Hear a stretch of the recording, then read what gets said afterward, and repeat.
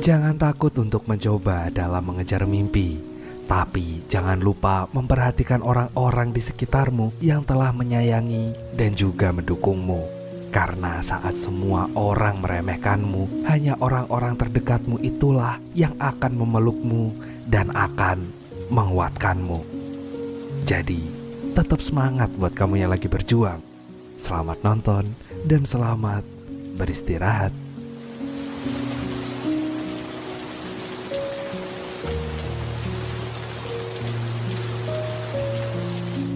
Jeff Bezos adalah seorang VP atau Vice President, yaitu jabatan senior eksekutif di sebuah perusahaan investasi.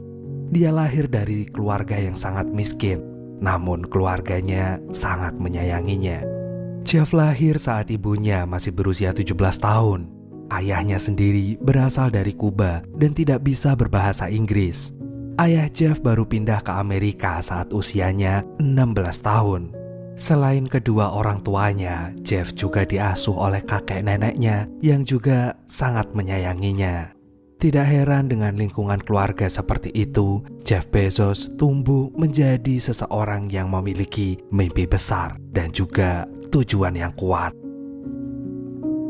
Pada tahun 1994 di New York, Jeff sedang sibuk bekerja. Dia sempat lupa kalau siang itu dia harus rapat bersama David, atasannya. Beruntung, Nico, temannya Jeff, menjemputnya ke ruangan dan memintanya langsung menuju ruang rapat. How are you always late? Because I'm always working. Dalam rapat itu, David membahas tentang keuntungan kantor mereka yang tinggi pada kuarter tahun pertama. Oleh karena itu, dia ingin memperluas jangkauan kantornya dengan inovasi baru. Salah satu anak buah David telah memberi ide untuk membuat sistem investasi secara online. Namun, David masih mengharapkan ide yang lain lagi selain itu. David menekankan jika semua ide harus didasarkan pada data, agar untung dan rugi dari ide tersebut dapat dianalisa dengan tepat. Dan setelah rapat siang itu, Jeff mulai melakukan perintah bosnya. Dia melakukan riset dengan membaca banyak artikel dari internet. Sampai pada akhirnya dia menemukan sebuah artikel yang menyatakan jika pada tahun itu internet telah tumbuh sebesar 2.300%.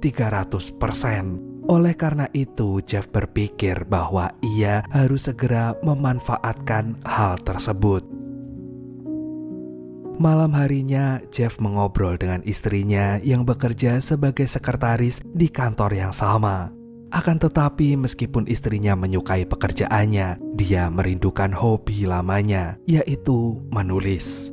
Selama ini istri Jeff merasa bosan, namun ia harus tetap bekerja karena itu adalah sumber mata pencariannya. Ternyata Jeff juga mengalami hal yang sama. Dia selama ini punya mimpi untuk mendirikan perusahaan baru, namun di sisi lain dia tidak ingin mengorbankan karirnya yang sangat cemerlang ini. Akan tetapi istri Jeff justru mendukung suaminya untuk memulai perusahaan barunya. Dia berusaha meyakinkan Jeff bahwa dia bisa melakukannya. Setelah mendapat dukungan dan semangat dari sang istri, Jeff pun menceritakan hasil risetnya yang menyatakan tentang pertumbuhan internet yang sangat cepat. Dia mulai berhitung seandainya dia mulai bisnisnya dari internet, dia akan memiliki penghasilan yang besar pula. Sayangnya saat ini Jeff masih memikirkan hal apa yang sedang dibutuhkan oleh orang-orang yang berpotensi ia jadikan bisnis yang sangat besar. Keesokan harinya, Jeff melakukan riset lapangan. Dia mengamati aktivitas orang-orang dan meneliti untuk mencari celah bisnis yang dapat ia manfaatkan melalui internet. Setelah itu, ketika malam hari, Jeff menyortir ide yang ada di catatannya. Ia merasa semuanya gak cocok hingga ia teringat istrinya yang hobi menulis. Saat itu, Jeff berpikir untuk melakukan riset tentang industri buku. Esok paginya, Jeff kembali melakukan penelitian. Dia langsung berjalan menuju perpustakaan untuk memperkuat idenya tentang industri buku semalam. Dan saat berada di perpustakaan, Jeff mengamati rak buku yang menjulang tinggi. Dan pada detik itu juga dia menyadari bahwa ada keterbatasan ruangan. Sedangkan banyak jumlah buku yang ditulis dan terbit setiap tahun. Dan gak semua buku dapat tertampung di perpustakaan ataupun toko buku. Berangkat dari penelitiannya itu, Jeff mengutarakan pendapatnya pada David. Dia mendapat ide untuk menjual buku melalui internet. Jeff bahkan telah melengkapi idenya dengan data-data dan perhitungan keuntungan seperti yang diminta oleh David kemarin. Jeff bilang bahwa saat ini toko buku fisik sangatlah terbatas, dan oleh sebab itu Jeff ingin membuka toko buku di internet yang tidak akan terkendala oleh ruangan maupun waktu. Sayangnya David tidak menyambut ide Jeff dengan baik. Namun dia masih ingin mempertimbangkannya karena ia merasa bahwa ide ini menarik. 1 jam kemudian David kembali menemui Jeff. Akan tetapi jawaban David sekarang justru lebih mengecewakan Jeff. Meskipun David menilai bahwa ide Jeff adalah orang yang pintar dan sangat ambisius, David menganggap toko buku online tidak memiliki masa depan yang baik. Apalagi industri perbukuan saat ini telah dikuasai oleh Barnes & Noble. Seandainya Jeff masih bersikeras untuk menjual buku aja, David khawatir jika bisnis itu tidak akan bertahan lama. Malam harinya, Jeff pulang lebih cepat daripada istrinya. Dia merasa patah semangat setelah David menolak idenya mentah-mentah. Istri Jeff pun merasa iba terhadap Jeff. Dia kemudian menghibur Jeff dan meyakinkan suaminya bahwa Jeff adalah orang paling pintar yang dia kenal. Jeff bahkan sudah meraih jabatan tinggi di usianya yang baru 30 tahun. Dan oleh karena itu, istri Jeff meyakini bahwa apapun yang dilakukan Jeff, dia pasti akan sukses. Akhirnya setelah kepercayaan dirinya kembali, Jeff memberanikan diri untuk mencoba peluang bisnis toko buku online-nya. Bahkan untuk merintis bisnisnya ini, Jeff berniat mengundurkan diri dari pekerjaannya.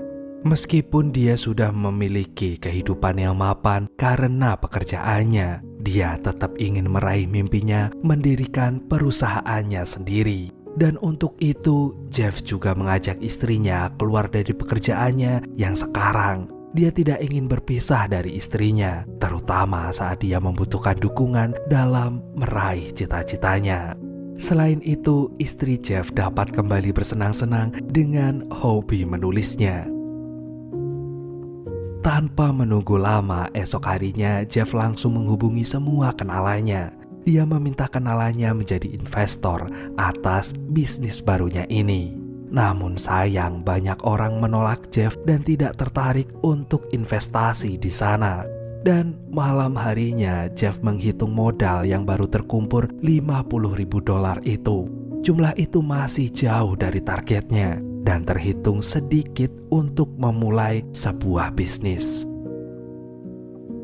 Setelah menemui jalan buntu, Jeff akhirnya menjual rumahnya. Dan oleh karena itu, dia pulang ke rumah orang tuanya. Dan seperti biasa, orang tuanya menyambut Jeff dan istrinya dengan hangat. Semula orang tua Jeff mengira jika putranya pulang karena ingin mengumumkan kehamilan istrinya. Namun ternyata bukan. Jeff pun menceritakan bahwa sekarang ia dan istrinya telah keluar dari pekerjaan mereka karena akan memulai bisnis baru, yaitu toko buku online. Jeff menjelaskan jika saat ini internet sudah menjadi sesuatu yang sangat menjanjikan. Dan oleh karena itu dia ingin memanfaatkannya karena keuntungannya bisa berlipat ganda. Setelah menjelaskan semuanya, Jeff mengatakan niat yang sebenarnya. Dia ingin mengajak orang tuanya menjadi investor pertama dalam bisnisnya. Dia bahkan menghitung keuntungan yang bisa didapat jika perusahaannya sukses besar. Namun kalau gagal, Jeff berjanji akan mengembalikan modal dari orang tuanya itu sebanyak 70%. Setelah mendengar penjelasan Jeff, ibunya merasa terkejut. Dia meragukan keputusan putranya itu karena itu berisiko sangat tinggi. Apalagi Jeff sudah tidak bekerja dimanapun lagi dan sekarang menjadi pengangguran. Namun bagaimanapun juga keluarga Jeff sangat menyayanginya. Setelah mempertimbangkan uang tabungan dan pensiunnya, orang tua Jeff memberikan uangnya sebagai modal untuk putra kesayangan mereka. Esok harinya ayah Jeff memberikan sejumlah uang kepada Jeff. Dia berkata bahwa uang itu akan menjadi penyelamat hidupnya, paling tidak untuk saat ini.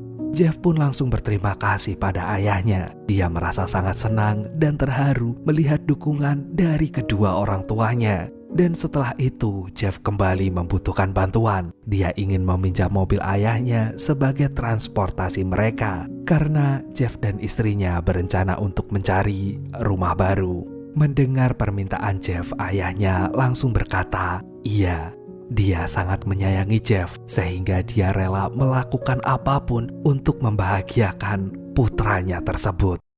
Thanks, Dad. I love you. Selama dalam perjalanan, Jeff terus bekerja untuk mematangkan konsep dan sistem perusahaan barunya. Bahkan saat mereka sampai di sebuah penginapan untuk beristirahat, Jeff masih berusaha menuntaskan pekerjaannya. Malam ini dia sedang menganalisa data dan memikirkan suplai buku dari Asia. Untuk mempermudah hal itu, Jeff memutuskan mencari rumah di Seattle, Washington. Tanpa membuang-buang waktu, malam itu juga Jeff dan istrinya berangkat menuju Seattle. Sekarang giliran Jeff yang menyetir sampai pagi tiba. Jeff pun mengajak istrinya untuk melihat matahari terbit yang sangat indah. Di situ Jeff mengatakan nama perusahaannya adalah Kadabra, seperti mantra dalam trik sulap. You're about to see something beautiful. It's beautiful. Kadabra. What? Kadabra. It's the name of our company. Like magic. Siang ini Jeff menghubungi Paul, seorang programmer yang ahli dalam desain website. Jeff benar-benar ingin memaksimalkan ide dan potensi yang ia miliki agar menjadi suatu yang sangat bagus. Maka dari itu dia mencari orang yang ahli dan berdedikasi tinggi untuk mewujudkan impiannya. Dan selain itu, Paul juga menyarankan temannya yang bernama Shell. Dia adalah programmer yang pintar dalam pengelompokan data. Jeff akhirnya pun menghubungi Shell juga karena dia membutuhkan keahlian Shell untuk membuat katalog dalam website bukunya. Setelah menelpon Paul dan Shell, Jeff melihat istrinya yang tertidur pulas di bangku penumpang. Dan pada detik itu, Jeff teringat masa-masa kecilnya yang menyenangkan bersama kakek dan juga neneknya. Jeff juga mengingat pesan kakeknya untuk berbahagia karena dia selalu dikelilingi orang-orang yang baik. Dan oleh karena itu, Jeff merasa harus bersyukur karena pesan kakeknya itu memang benar adanya. Keesokan harinya, Jeff menunggu kedatangan Shell di sebuah kafe. Dia ingin membicarakan bisnis dan melakukan wawancara singkat sebelum memperkejakan Shell. Setelah membaca profil perusahaan Jeff, Shell pun tertarik untuk bergabung. Namun, Jeff memberi peringatan bahwa perusahaan ini masih baru, sehingga Shell hanya mendapat gaji yang rendah. Selain itu, jam kerja dan beban kerjanya juga sangat tinggi. Akan tetapi, Shell tetap setuju. Dia bahkan memahami bagaimana perusahaan perjuangan startup untuk menembus pasar dan industri. Dan akhirnya Shell dan Jeff melakukan tanda tangan kontrak. Setelah Shell pergi, kini Jeff dan istrinya berdiskusi tentang rumah baru. Jeff menginginkan rumah yang memiliki garasi karena dia melihat perusahaan besar seperti Disney dan juga Dell memulai perusahaan mereka dari garasi rumah. Tak lama kemudian, istri Jeff menemukan rumah yang cocok dengan keinginan suaminya itu dari sebuah iklan koran.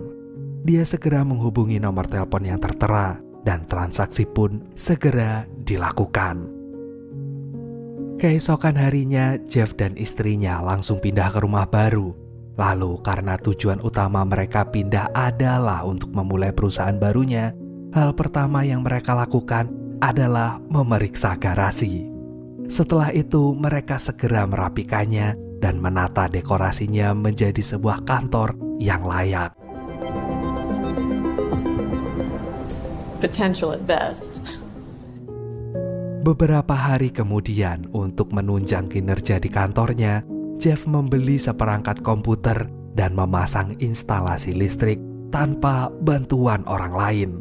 Selain itu, untuk melakukan penghematan, Jeff bahkan menulis sendiri nama Kadabra di dinding garasi sebagai nama bisnis barunya. Setelah sekian lama, akhirnya Jeff bisa sedikit bernapas lega melihat kantornya yang mulai berdiri. Dan setelah Shell bergabung dalam perusahaan Jeff, Paul segera menyusulnya. Dia datang ke kantor Jeff dan mulai mengikuti ritme kerja dari bos barunya itu. Selama ini Jeff telah merencanakan isi websitenya. Dia menginginkan sistem yang dapat mempermudah pelanggan untuk menggunakan websitenya.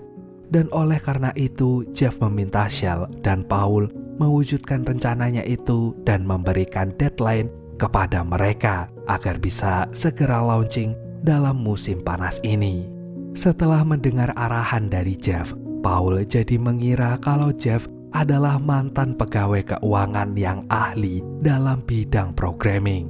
Namun Shell memberitahu bahwa dulunya Jeff berkuliah di jurusan IT, dan itu membuat Paul mengagumi kepintaran Jeff. Kadabra.com is defunct. Relentless.com. Selama perancangan website perusahaannya terus berjalan, Jeff masih terus mencari investor untuk menanamkan modal dalam bisnisnya. Namun lagi-lagi Jeff ditolak dengan alasan bisnisnya masih terlalu baru dan dinilai belum cukup matang untuk menjadi tempat investasi. Tidak hanya dirinya yang bekerja keras, Jeff juga memaksakan Paul dan Shell untuk bekerja terus-menerus.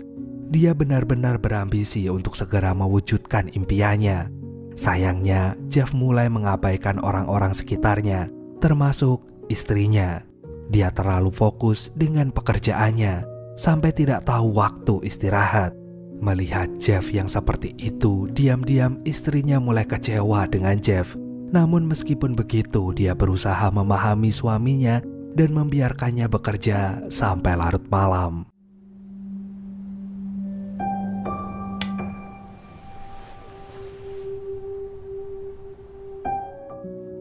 Keesokan harinya, Jeff mendatangi sebuah komunitas para penjual buku Amerika di Miami.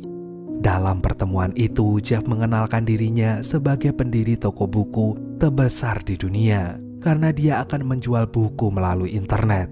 Jeff juga mulai menyebut bisnisnya sebagai toko buku online. Saat Jeff berbicara, diam-diam ada seseorang yang mengamatinya dan berniat menemui Jeff untuk membicarakan sebuah bisnis. Setelah seminar itu selesai, Jeff tiba-tiba didatangi oleh seseorang, dan ternyata orang yang sejak tadi mengamati Jeff adalah Leonard Riggio, pemilik toko buku terbesar di Amerika, Barnes & Noble. Awalnya Jeff mengira jika Riggio tertarik untuk menjadi investor dalam bisnis baru Jeff. Namun Riggio justru meremehkan Jeff. Dia juga bercerita bahwa bisnisnya bermula dari toko buku kecil, sampai lama-lama memiliki banyak cabang dan kini dinobatkan sebagai toko buku terbesar di Amerika. Pada intinya, Riggio meminta Jeff untuk tahu diri aja bahwa Jeff yang baru memulai bisnis sebaiknya tidak menyebut bisnisnya sebagai toko buku terbesar, karena bahkan Jeff belum memiliki toko buku itu. Setelah pulang dari pertemuan itu, Jeff merasa kesal. Dia kecewa, dan kekecewaan itu terbawa saat ia berbicara dengan istrinya. Melihat suaminya yang pulang dengan kemarahan membuat istri Jeff ikut marah. Dia pun mengungkapkan kekecewaannya selama ini karena Jeff yang terlalu ambisius dengan mengabaikan orang-orang sekitarnya. Istri Jeff tidak menuntut untuk menjadi prioritas. Dia hanya menginginkan kehadiran Jeff. Bahkan dia sempat mengungkit tentang ajakan suaminya untuk keluar dari pekerjaan demi mewujudkan impiannya. Dan saat pertengkaran itu tengah terjadi, tiba-tiba Jeff kembali teringat masa kecilnya bersama sang kakek. Dia ingat bahwa kehadiran seseorang memang penting. dan dia ingin memberikan kesan itu kepada bisnisnya. Jeff ingin menunjukkan bahwa dia akan mengutamakan konsumen sehingga ia kembali lagi ke garasi dan meninggalkan istrinya. Keesokan harinya, Shell dan Paul kembali bekerja seperti biasa. Mereka terkejut melihat Jeff yang sudah berada di kantor, padahal hari masih pagi. Dari situ terlihat bahwa Jeff tampak berantakan, menandakan dia bekerja semalam suntuk. Jeff kemudian mengeluh bahwa ia masih tidak menyukai nama perusahaannya. Ia ingin menggantinya, namun belum menemukan nama yang pas. Dan setelah mendengar keluhan Jeff, Shell mengusulkan nama yang berawal dari huruf A karena sistem mesin pencari di internet akan mengurutkan nama website sesuai dengan alfabet. Akan tetapi Jeff belum menerima usulan itu. Namun ia ingin mengganti topik pembicaraan dan mulai mengutarakan ide yang ia dapat semalam. Jeff meminta Shell dan Paul untuk merancang websitenya dengan desain yang membuat konsumen merasa sangat diutamakan dan juga dihargai. Misalnya dengan memunculkan panel pengiriman tercepat dan pilihan buku terlaris, supaya konsumen merasa dilayani dengan baik. Setelah memberikan arahan kepada Shell dan Paul, Jeff sekarang menemui istrinya yang masih marah padanya. Jeff pun meminta maaf dan mengakui semua kesalahannya yang terlalu berambisi. Jeff berjanji dia akan lebih memperhatikan istrinya, sehingga dia akan melibatkannya dalam perusahaan itu. Akhirnya setelah memaafkan Jeff, istrinya menanyakan perkembangan bisnis Jeff. Ia akhirnya menjelaskan bahwa idenya sekarang sedang dikerjakan oleh Paul dan juga Shell. I've lost focus on what's important. I love you. Setelah bekerja siang dan malam, ternyata Jeff masih tidak setuju dengan desain web yang dirancang oleh Shell dan juga Paul. Karena kelelahan, Shell pun mengingatkan Jeff bahwa beban kerja dan gaji mereka yang tidak sepadan. Selain itu, iklan perusahaan Jeff juga tidak terlihat menjanjikan, sehingga tidak mengherankan jika tidak ada investor yang tertarik untuk menanamkan modal ke perusahaan mereka. Setelah mendapat protes dari Shell, Jeff menghubungi Nico, kawan lamanya, untuk bergabung dengan perusahaan. Ternyata Nico menerima tawaran Jeff dan dia segera datang menuju Seattle. Akan tetapi permasalahan baru tetap muncul. Paul mengutarakan bahwa mereka terkendala dengan distributor buku yang menetapkan aturan minimal pemesanan. Namun Jeff punya ide untuk mengatasi hal itu. Karena sistem pembayaran paket kiriman di Amerika adalah baru membayar saat barangnya telah sampai, maka mereka akan memesan 2 jenis buku. Satu buku adalah buku yang mereka pesan, sedangkan buku yang lainnya berasal dari stok yang kosong. Sehingga nanti jika buku yang mereka pesan sudah sampai, mereka hanya menerima dan membayar satu buku dari distributor. Dan beberapa hari kemudian cara ini ternyata terbukti berhasil.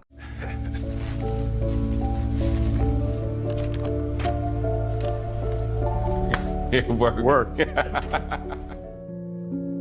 Di tempat lain, Leonard Riggio mendapat telepon dari temannya yang bercerita tentang buku online milik Jeff. Setelah mendengar cerita temannya itu, dia merasa dia punya pesaing baru. Riggio pun segera menghubungi Jeff untuk meminta bertemu. Keesokan harinya, Jeff menunggu Riggio sambil membaca buku. Dia membuka sebuah kamus dan mencari istilah yang berawalan dengan huruf A. Dan dari situ, Jeff menemukan kata Amazon dan mulai membayangkan sungai Amazon sebagai sungai terpanjang di dunia. Jeff berpikir bahwa nama itu cocok dengan bisnisnya. Beberapa saat kemudian, Riggio datang.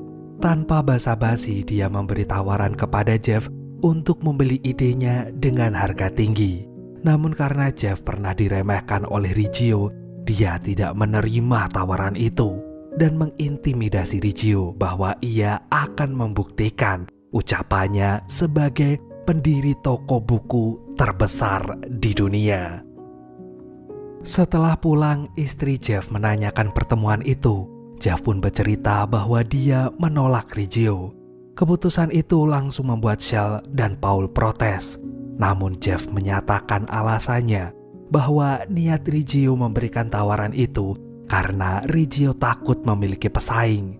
Saat Riggio berani membayar mahal ide Jeff, itu membuktikan bahwa bisnis Jeff akan sukses besar.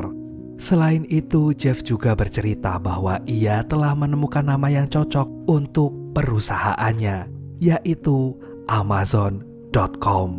Kata .com sengaja disebutkan karena untuk menegaskan bahwa toko buku secara eksklusif hanya terdapat di internet. Beberapa minggu kemudian, semakin mendekati musim panas, Jeff bersiap untuk merilis websitenya. Siang ini dia mempresentasikan bisnisnya di depan para investor. Jeff menjelaskan keuntungan buku online yang bisa diakses dari manapun dan kapanpun. Toko buku online tidak memiliki batas secara ruang dan waktu karena sistem kerja mereka berdasarkan pada jaringan internet. Berkat presentasinya itu, Jeff semakin percaya diri bahwa bisnis toko buku online miliknya ini akan menjadi yang pertama di dunia dan akan menggeser toko buku konvensional, bahkan toko buku besar sekalipun. Setelah melakukan beberapa kali uji coba dan menambah inovasi untuk menyempurnakan websitenya, siang itu Jeff dan seluruh pegawai perusahaannya berkumpul di garasi. Mereka akan segera meluncurkan websitenya secara resmi dalam industri. We're live.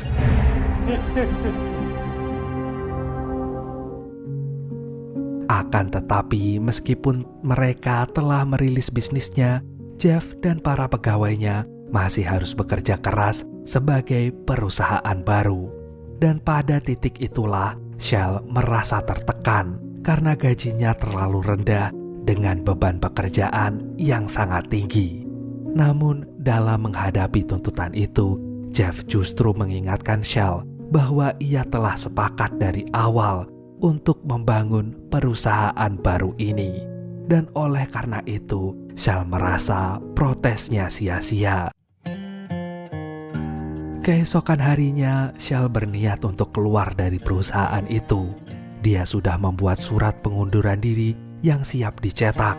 Lalu tiba-tiba sebuah pesan masuk ke website mereka.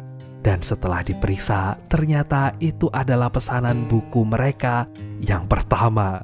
Seketika seluruh pegawai Amazon.com pun merasa senang karena akhirnya usaha mereka terbayar lunas. And from that moment I knew that a home is whatever you choose. That's the thing about you. The best thing I did, and I want you to know, was letting you in. From that moment I knew that you were all I missed. Baby, it took just one kiss. 'Cause here in your arms I can find